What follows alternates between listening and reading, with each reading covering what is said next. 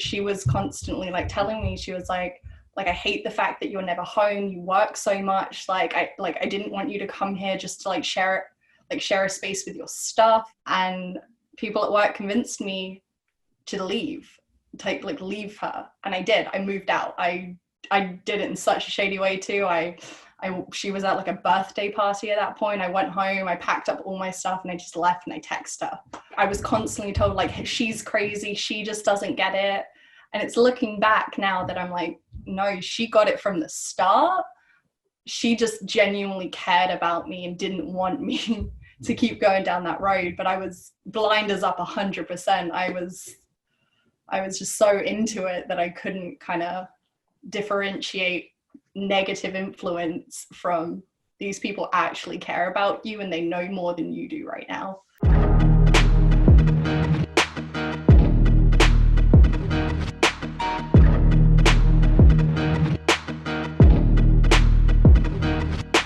So Kelly, you worked for an office in Northern California for the cosmetic division. Makeover Essentials was the brand. They're owned by Smart Circle. You spent 10 months there as a leader. And then after your owner got promoted to a new office, you went to that office and spent 5 months there as an admin. So you were there 15 months. That's the exact same amount of time I was there. That's a long time. When I think back now and look at it, that's over a year. And it's amazing to think about how quickly that time goes. When you look back on your time now, 15 months in Smart Circle, what are some of the things that stick out to you? What do you remember? Honestly, the biggest thing I think I remember is just how much I worked. I was working, obviously the typical work week, 6 days, but we were usually highly encouraged, if not pretty much forced to work on Sundays too. It was one thing I noticed in your videos that you didn't touch on, but we did a lot at my office, was we did something called night merching, which was basically if you didn't hit your quota, if you didn't ring bell in the field, you had the opportunity to go out after that to make sure that you hit those goals. So if I got home by 11 o'clock at night, that was a good day for me. It was midnight. There were times that it would be 1 or 2 o'clock in the morning that I was getting home. There were times I had to go crash at someone else at the office's place, because if I didn't, it was going to be 4 a.m. before I got home, back in the office by 7:30. I think a lot of it, I cut out all of my friends. I cut out my family. I told them, I was like, hey, I'm really going to knuckle down. This is my year of focusing on me. I'm going to make something of myself. And looking back, they all knew it was bullshit. I didn't know. And yeah, so I was so willing and so active and just cutting out everyone from my life because I thought they were a negative influence and they just didn't understand it.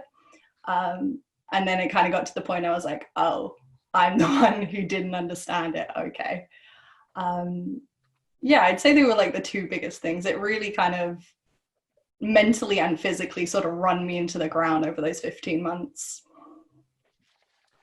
Yeah, and what's unique about your situation compared to other people that I talked to is that you were in the cosmetics division, but you were going business to business. So you weren't just standing in a Sam's Club or Costco selling this garbage. You were literally on your feet all day walking. Yes. And you wrote in your message that in your 15 months, I feel like I'm talking to another myself here, because you said you were in 15 months, same time as me. You lost over 30 pounds. So did I. But yours was because you were walking, like you said, 10 miles a day. And you even had people message you asking if you were okay just because you looked like you lost so much weight. So first, I'm curious, you were talking about night merching. Yes. How would you do that so late? What would you still be going to businesses that late? Yes, we'd go to Walmarts, we'd go to Targets, out in the car parks. There were times I was out until 4 o'clock in the morning merching at bars. I was at Denny's after the bars closed. Just there was this culture of if you don't get this done, don't bother coming back. So there was a lot of pressure, looking back, it was a lot of mental manipulation there, where it was you got shunned and you got I'm so disappointed in your actions, and people didn't talk to you unless you hit those goals. So there was as much as it was horrific, yeah, you were out there until past midnight talking to anybody you could, just trying to hit those goals. Yeah. I can't imagine the just doing anything for work that late after you've worked all day. But like, I don't know how you got up the nerve to talk to people, because of course at night there's always this perception of nothing good happens after midnight, the people you encounter, and you were looking for people, like you were going out and actually putting yourself in situations that I'm sure many people would never even dream of doing. Did you ever have any situations where you felt like your safety was being threatened or anything like that? Absolutely. There were times that people like propositioned me as if I was like a prostitute. There was a time we were coming back from a road trip, and I think I had like 6 or 7 sets left to do, but like we weren't allowed to return anything with a road trip. Like if you took it out, like it had to be sold. There was no coming back. And there was this one guy who was like, okay, I'll get it, but like I need to pull out the cash. Can you meet us at like my motel room? So I went with like my group that I was on the road trip with to his motel room, and he showed up, and I went to drop the bags off to him. He gave me the money, and then he was like, hey, I'll give you like $20 to like show me like your boobs, or like I'll give you like $150 if you like stay with me. And like it shook me. I didn't expect it, and I was like, I don't feel safe. Yeah, and especially late at night, there'd be times we were out just in San Francisco, just talking to people at like midnight, trying to get it done. And yeah, there were definitely times that I was like, I don't feel safe at all.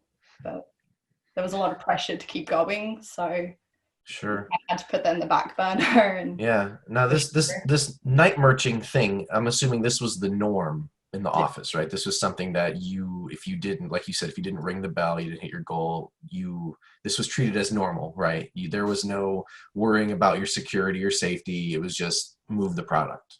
Yes, absolutely. Hmm. So like I mentioned earlier in your message, you were a team leader for 10 months. And so what made you leave the field? Because I know you said you became an admin when your owner opened up a new office, but what made you decide to go from the field to becoming an admin? So the old office, they sent a whole team down to Burbank, um, which was before that I hate the word owner, but my new owner's office went live.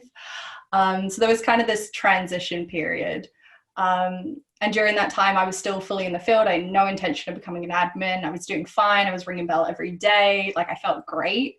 And then it kind of felt like I hit a wall at like 90 miles an hour. And I was just all of a sudden, I didn't know what I was doing anymore. I was like, well, I used to be able to do this. Why can't I do it anymore? And they sent me down to LA, not by my choice. They were like, you're going to LA for 2 weeks, pack your bags. And I was like, oh, okay. And I was in LA, and I was just having rough day after rough day after rough day. And it was actually someone else who started about a week after me and actually ended up quitting about a month before I did. And we were in the car. We both had like a really rubbish day. I was like super negged out.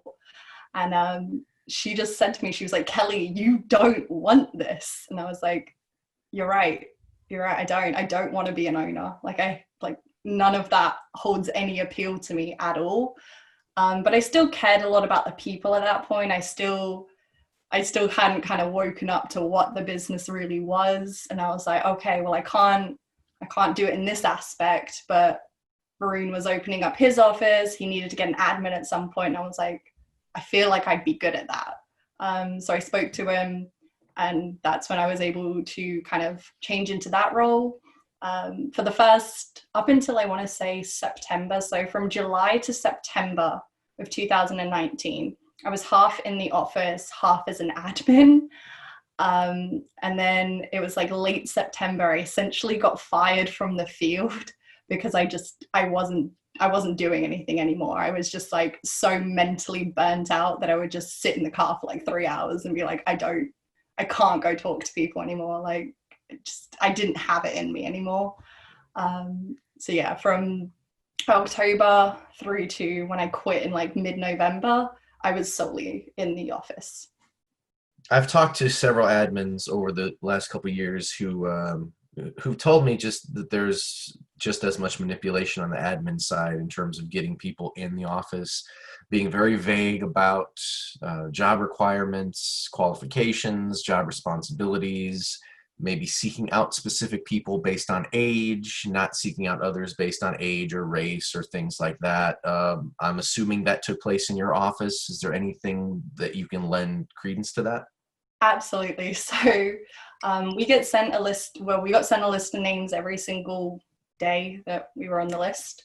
And then we did this thing called scrubbing the list, which is basically you take out anyone who maybe was like overseas and were like looking for like visas. But also I was told that anyone who graduated high school before 2006, scrub them. They were overqualified is what we put them as. But looking back, that was so ageist, but I was Yep. just following instructions at that point. Um, Other than that, pretty much if you kind of had at least like a general kind of interest in the business, like I'd bring you in for an interview at that point. Um, yeah, it was mainly just on age that we seemed to sort of like get rid of people in that preliminary process. But obviously, once they got into like first round interviews, a lot more would get removed too. Okay. So while you were an admin, you eventually decided to leave the business, like you said, obviously. And going back to your message, you said that you quit because your owner was consistently and openly lying to you, telling you that he would continue to do so if it meant that you stopped asking questions. So that's interesting how he was basically admitting that he was lying to you because you were asking questions. First of all, I'm a big fan of anyone who asks questions. What kind of questions were you asking? I've always been a very, very like curious person. I ask questions from the get-go. Um, so towards the end of it, I was like, there were questions like I noticed that our ads were like specifically saying our office was in Haywood, California, and I'm like, it's not. It's in South San Francisco. Like that's the other side of like bridges, things like that. And there was a point where I can't remember exactly what it is now. It's been a while, but it was something that like his okay, so he is actually married to the former admin of the like previous owner's business. Because why Such not? a theme, Why apparently. not? Such a theme. And like she messaged me telling me that like, oh, like people are frustrated with you because he basically never trained me on how to be an admin. I never got trained. I just got thrown into him like, here, figure it out. And then he never kind of set up expectations for me. So I guess I wasn't meeting those expectations. And she basically called me. She's like, people are frustrated with you. And I asked him, and I was like, hey, are you frustrated with me? And he was like, no, I'm not. And like, I was like, okay. And it just got to the point that it was just these little lies that I kept catching him in. And I was like, hey, like, you have preached to me since the day I got here that the only way to be successful in this business is to be transparent with the people you're working with. So why do you keep lying to me? And he's like, I'm going to continue lying to me if it saves me having to answer all these questions. And I was like, I didn't even know what to say, Alex. I was just, even looking back on that, it's crazy because we'd had a very similar kind of thing. Like I almost quit in January of 2019. I very seriously almost quit.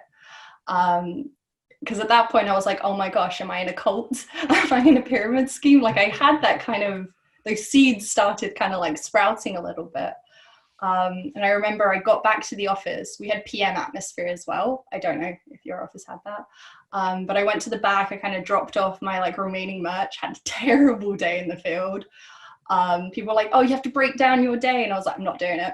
I walked straight into the admin's office and I was like, do you have a second to talk? And she's like, yeah, what's up? And I was like, I am 5 minutes from quitting. And she was like talking to me, and then our actual owner at the time came in. This was before the offices like split up.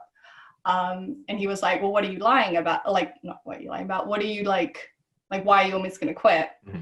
And I essentially had to lie to him because like I was really frustrated because the guy who eventually went on to be the owner was my leader. He was the guy who did my second round interview. He brought me into the field. And like I knew that he was like sleeping with the admin, and I'd also known that he'd slept with like other people on his team before.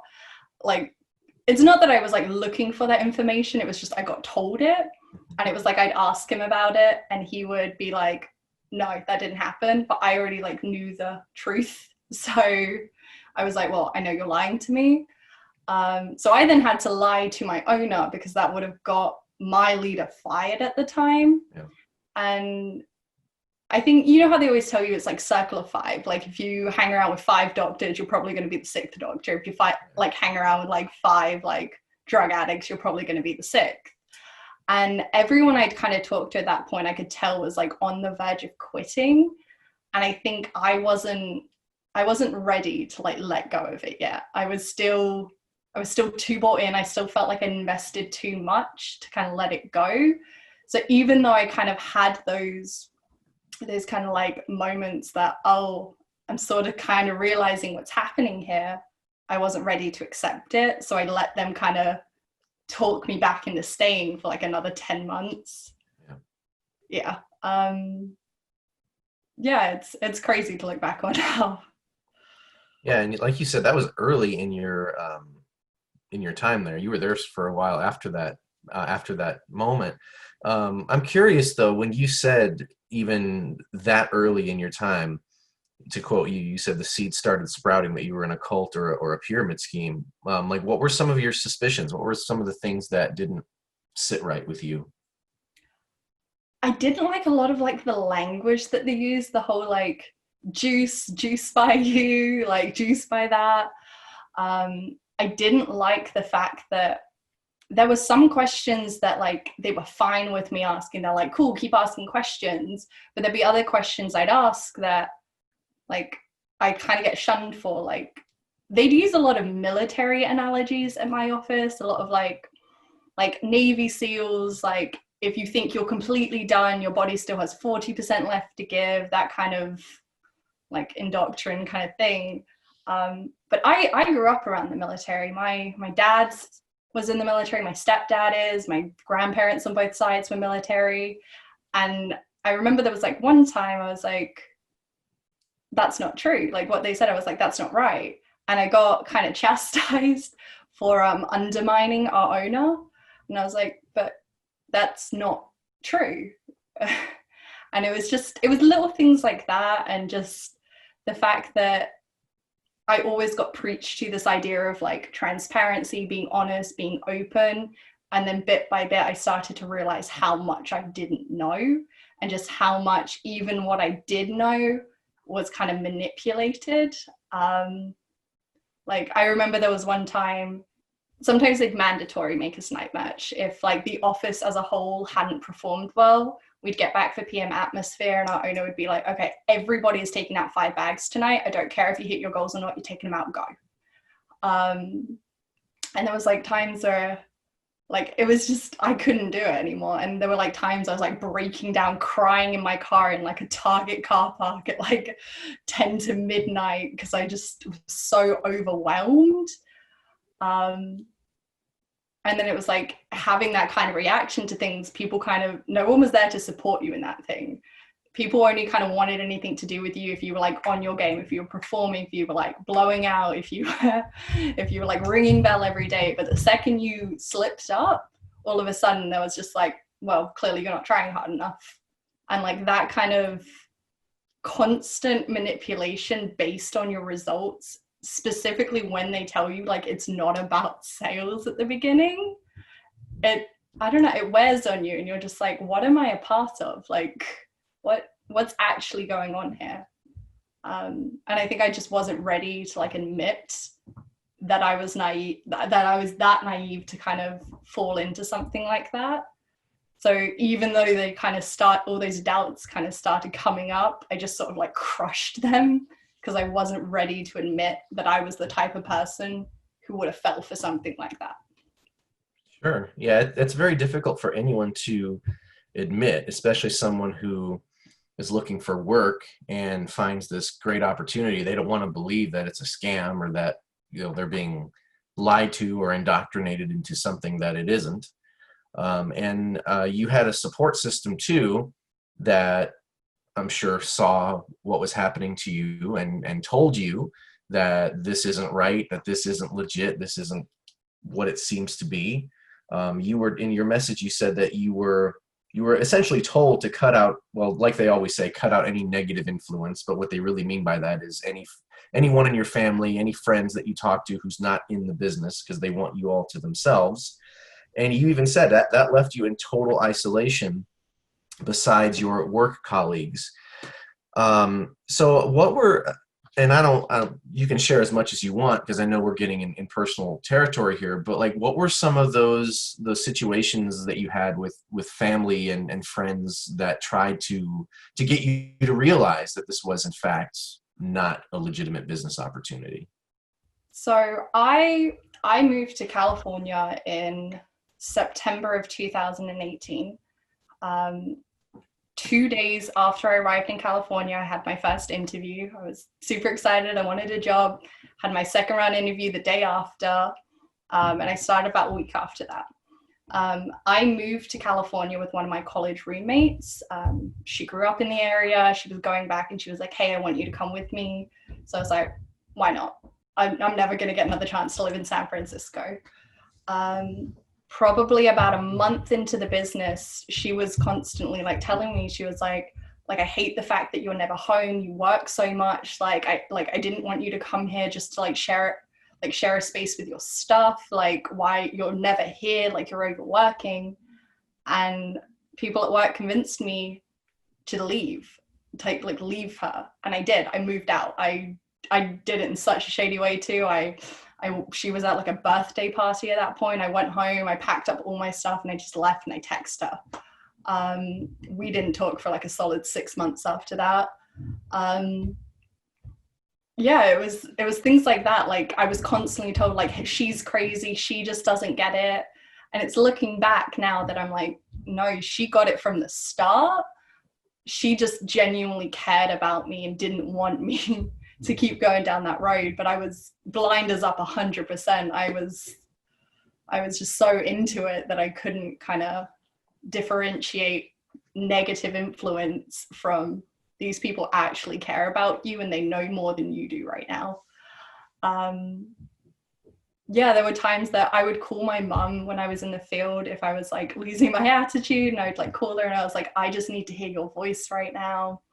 But I could only talk to her for like 5 minutes at a time. And she told me after I quit, she was like, I hated those calls because I could tell how sad you sounded, how like defeated that you sounded in those moments.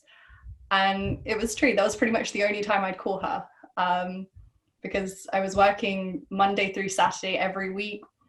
Like I think there was probably 4 or 5 months straight that I worked every single Sunday. So by the time you got done with that, you were just so mentally exhausted that like the idea of calling anyone you know was just too much. And it was like I would just lay in my bed and just watch like stuff on YouTube or like Netflix or something, because I didn't have any energy to like have any more communication with people after like 7 straight days of like, hi miss, how's it going? So yeah, they really kind of structure it to a way that it's very hard to make time for anyone. And if you try and prioritize that time with anyone, you kind of get chastised for it. It's like, well, it's time now for time later. And I'm like, well, when is my time later? Because I'm missing everything right now. So Yeah, you're exactly right. Now, you can always count on one person to be there for you in Smart Circle, and that's your owner, right? They'll always be there for you. And you said that your owner, quoting you, was very manipulative, telling you that he was the only person who cared about you and had your back in spite of all these negative influences and these horrible people that didn't care about you because they couldn't see the opportunity. So I'm curious, how is he able to balance caring for you and having your back while also saying to your face that he was going to continue to lie to you as long as you asked him hard questions? I don't have an answer for that, is the honest answer, Alex. So when I moved out of my old roommate's house, I actually ended up staying with my owner for about a month and a half until I could find a new place. And yeah, he would always say the worst things to my face. I feel like he didn't say as bad things behind my back, but to my face, it was all like, you just don't get it. Like, I'm the only person who cares about you. Like, you need to grow up. Like, a lot of things like that. Um, and yeah, you hear that enough, and especially with the kind of gradual isolation, you come to believe it. You're like, these are the only people I have in my life. These are the only people who care about me. And it's a way to kind of like flip it back on you. So it's not so much like you're the only person who cares about me, but it's like, what am I doing wrong? What's wrong with me that like I'm like letting you down, but you're the only person who cares about me. And it sort of comes like that you sort of, every kind of negative thing they say about you, you feel like reflects more on you as a person than it necessarily does on them. Which now that I've kind of left, I'm like, that's not true at all. That was way more of an insight to his character than mine. But at the time, I believed what he said. I believed everything he said. He was, yeah, I would have followed him blindly. That's how kind of much I believed in him as a person. So to hear those things, I was like, well, clearly the problem's me. Yeah. Yeah. And you're describing being in a cult. Like you had that question pop into your head when you were there early on, and just hearing all those things you said, you'd follow him blindly. Uh, he doesn't answer questions. He gets angry when questioned. I mean, that's what cult leaders do, and that's that. Every single one of these smart circle owners, they're cult leaders. There's no denying that, and they can sugarcoat it as much as they want, but people who know the truth know that this is one giant cult, and they're all part of their own little franchised cults. And you said you lived with your owner for about a month, and one thing that always fascinates, well, it I guess interests me. Not much fascinates me about this, but interests me is that all these owners are supposedly making six figures and have all this free time and are wealthy beyond their wildest imagination. Did you get that feeling? Because most people only see their owners in the morning and that's it. They can lie about their wealth as much as they want. But actually having lived with your owner, did you get that same sense, or did it not match the narrative? So he wasn't actually an owner when I lived with him. He was my leader at that point. I think during the time I lived with him, he got promoted to assistant manager. I was the last leader that he had to build Gotcha. to get to that point. The owner of the first office I was at, kind of, yes. He took over an office that was already up and running in San Francisco. It was in downtown San Francisco. He won like rookie owner of the year. He had like one of those plaques in his office where it was like, I've saved $100,000 my first year in business. And it's not until watching your series that I realized that money is in a Smart Circle account. He doesn't have that money. Right. But my first owner, yes, he was very good at painting that picture that he was wealthy, he was successful, that it was, if you worked hard enough, if you put in the hours, you could have that too. He never went to the field unless he like really felt like it. And it seemed like he just sort of was there for the morning, there for the PM, and then did whatever he wanted in like the intermediate. When I became an admin, I kind of realized my owner was not making any money. He would pay himself solely on what he was making in the field, working like 3 days a week in the field. And yeah, it was kind of crazy because I did payroll and everything, so there was no way of hiding how much money he was making. Like I entered it in every week. He would bare minimum pay himself. Did you guys have Compact? No, okay, so Compact was this idea. There was this bar where if you made $1,000 a week as a rep, that's the Compact list. Bronze was 1,000 to 1,200, 1,200 to 1,500 was silver, 1,500 plus was gold. And then they'd share that list every week to be like, these are the Compact hitters. And our office was, you had to make Compact. There was no real way around that. You had to make Compact. And as a rep, he was making like $1,500, $1,600 a week. As an owner, he was making 1,000 maybe, or he was making less than 1,000, just kind of paying himself up to it. And yeah, he really wasn't making any money. I still don't think he is. So You had talked in your message about being in debt, over $2,000. You realized you were making less than minimum wage for 12 hours a day, 6+ days a week, and you cut off every single person in your life that you cared about. So what was driving you then? Like, what, if you can't pay rent, you can't pay your bills, you're making nothing, but you still believe in the opportunity. What kept you there for as long as you were there? So I was able to kind of afford rent. Obviously, there were like weekly paychecks. And even though they kind of teach you this like breakdown of like how you should allocate your money, it's a lot different in like reality. Obviously, there was all the gas I had to buy. We were driving like 2-3 hours away every day. Um, we would buy like fast food all the time, like you're constantly eating out because there's no way to really bring your own lunch and just leave it in your car. um so it would be kind of like the first half of the week I'd be fine. Second half of the week things just kept getting charged to my credit card. And it was just this cycle that I didn't know how to break, because it was like money in, money out. And it got to the point where I was just so overwhelmed with things when they did force me to night merch, that I would be like, you know what, my sanity is worth like the $60 to buy out my own merchandise right now and just go home. When I quit, I had I'm not even joking, I had a trunk full of like makeover essentials makeup. And I realize now that that's actually a sign of a lot of people who are about to quit. Like once people kind of start buying their own merch because they just don't have the willpower or the just mental energy to go out and try and sell it, it's a slippery slope.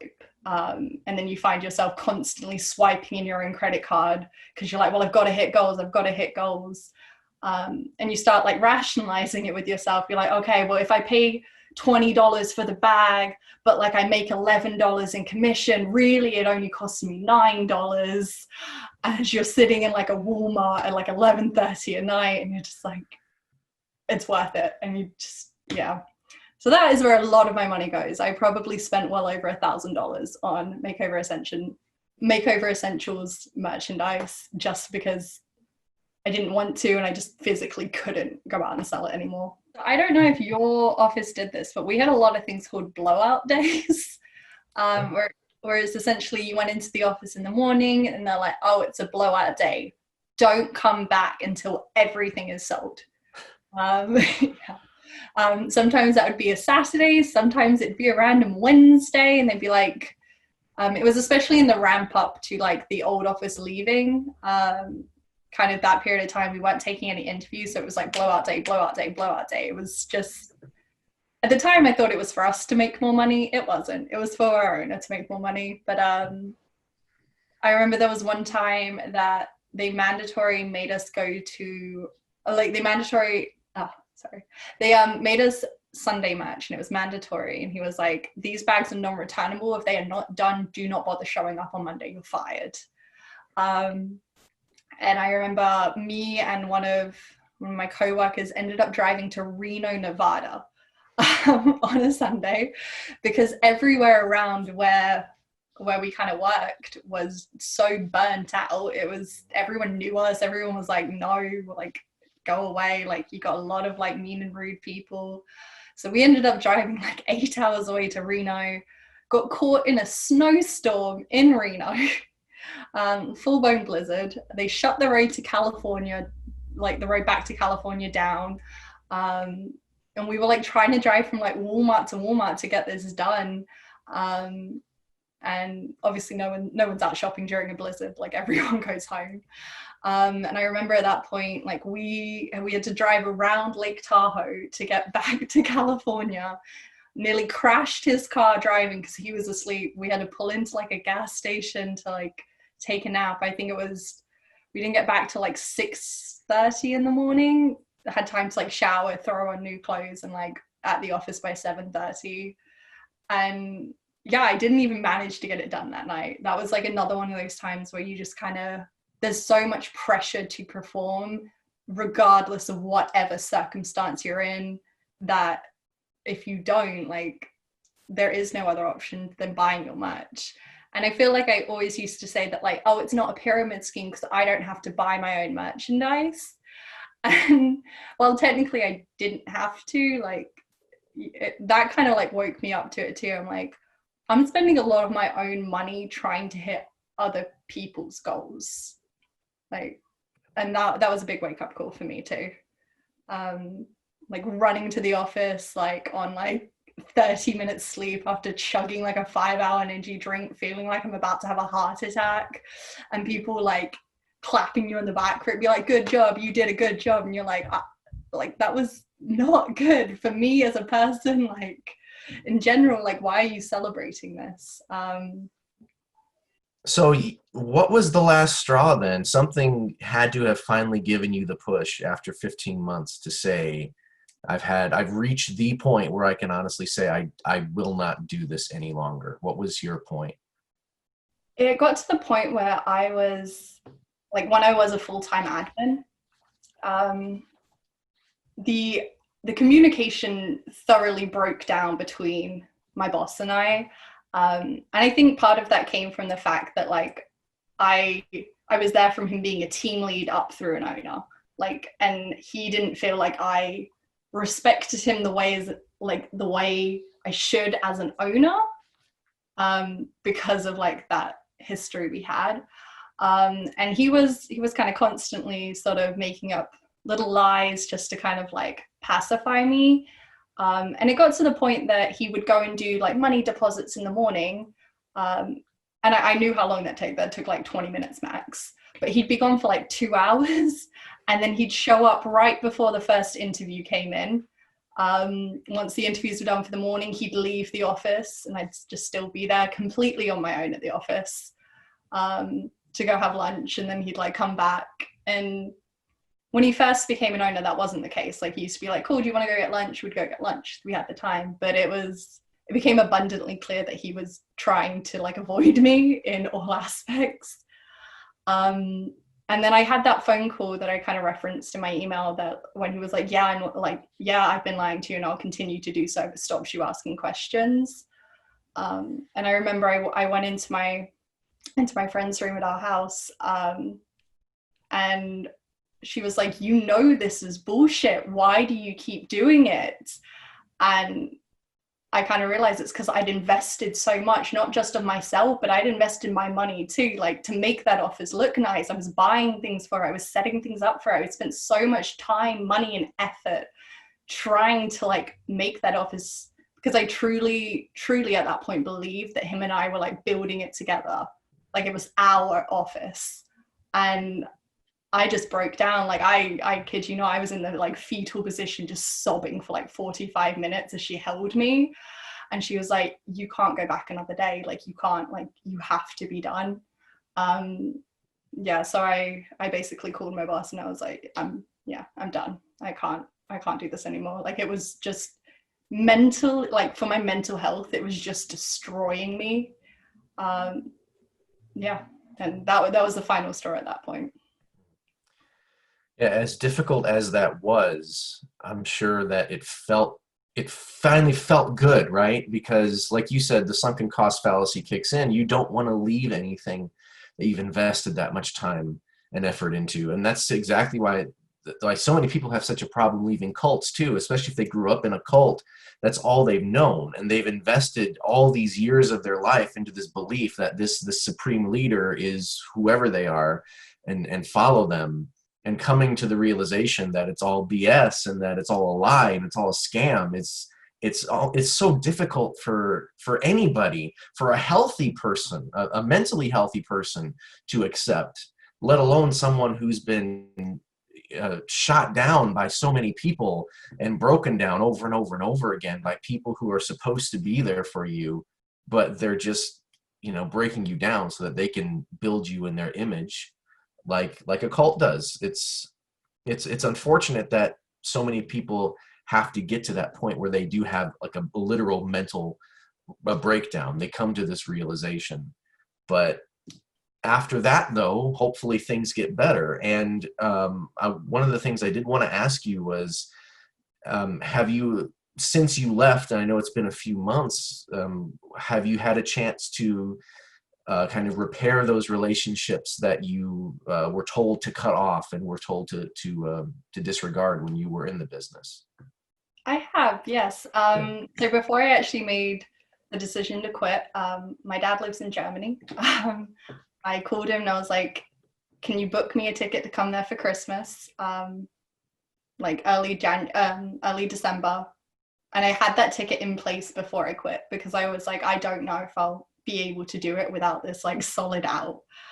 And just spending that time back with my family and my friends, like I felt like those little glimpses of like who I was before this comeback.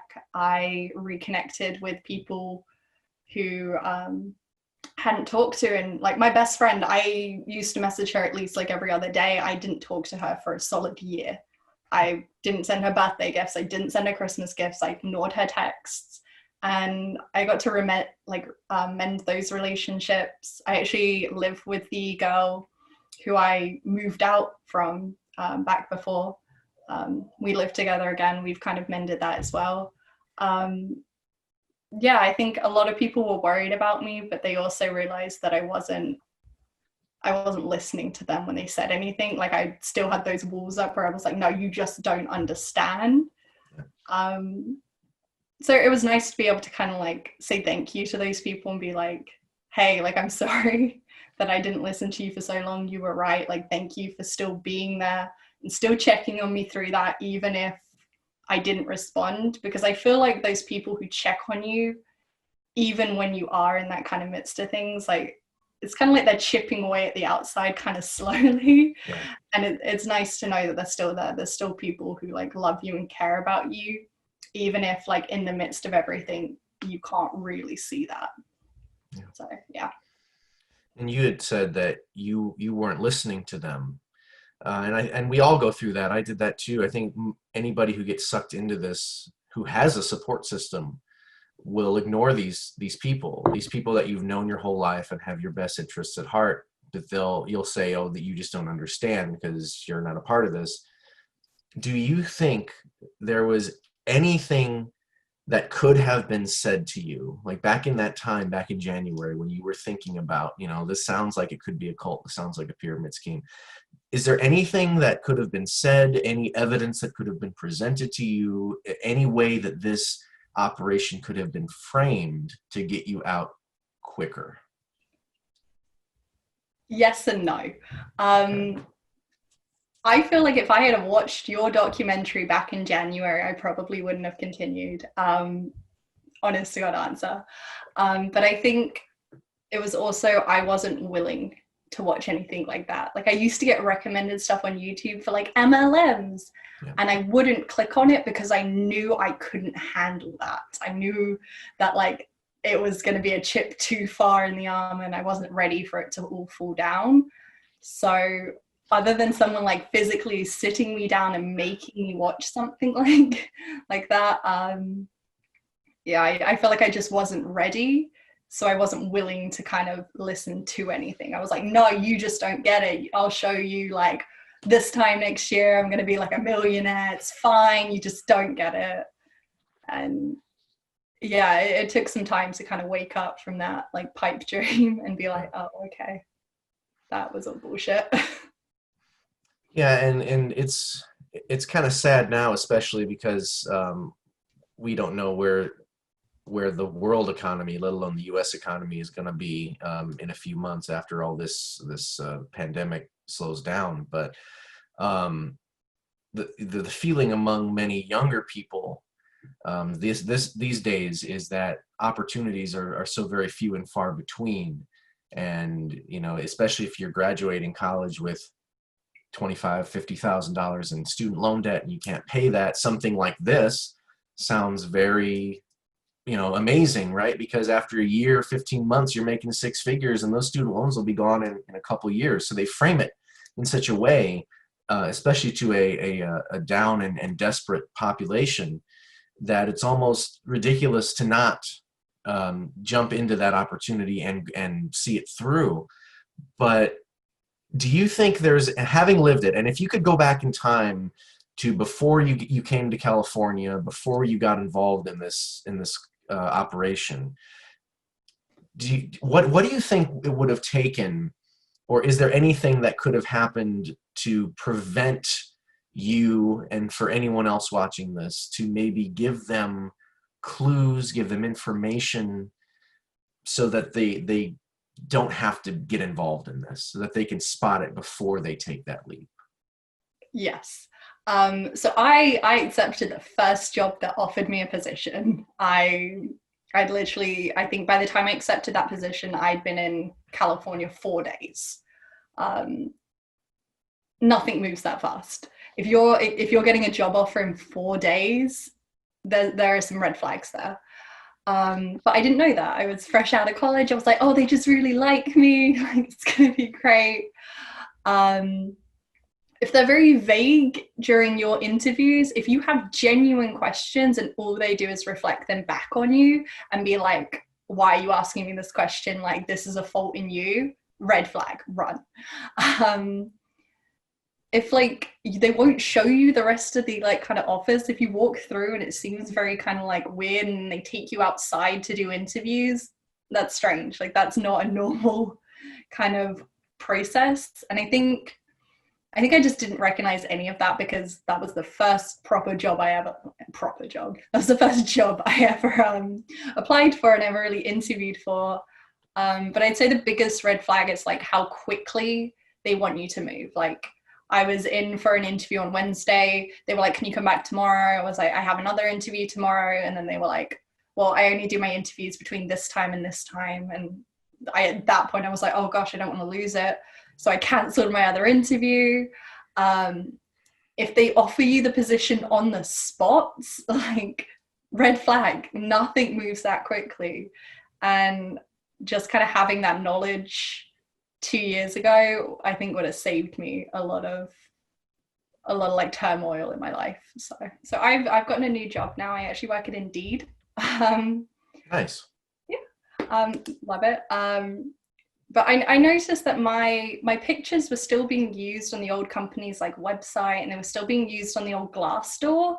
And I was like, there was only like 2 pictures on that. One was my previous owner, and one was my previous owner and me. And I was like, I don't want those pictures up there, obviously. Like, I don't really want to be associated with that. And I like put in like a little comment on Glassdoor, like, hey, can you get these removed? They're pictures of me. I don't give permission for them to be used. And like 3 days later, my old owner calls me. Hasn't spoke to me since the day I left that business. Calls me out of the blue. And at the time, I didn't kind of realize like what it was about. And then I was like, oh, he's checking on me because he thinks that I'm gonna start leaving bad Glassdoor reviews, or I'm gonna like expose his business. And I don't know, that was crazy to me, because I was like, what? Like, I don't understand in his head why he still thinks he has that ability to kind of manipulate people after they've left the business. Like, that truly threw me. Yeah.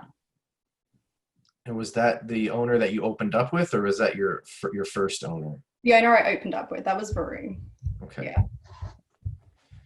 Yeah, every person I talk to, there just seems to be this theme of the owner is just, or either is or tries to be, just a master manipulator. And I know a lot of that just comes from the BS that they're taught, because everybody's taught the same stuff in these operations. But it's just, it is all manipulation. Like, you've described so many different ways you were manipulated throughout your time there. It's just, it's sad and pathetic that they hide behind this facade of being a legitimate business and a legitimate opportunity. And this goes all the way back up to Larry and all the people at the top of Smart Circle too. They're exactly the same way. They built this business based on manipulation.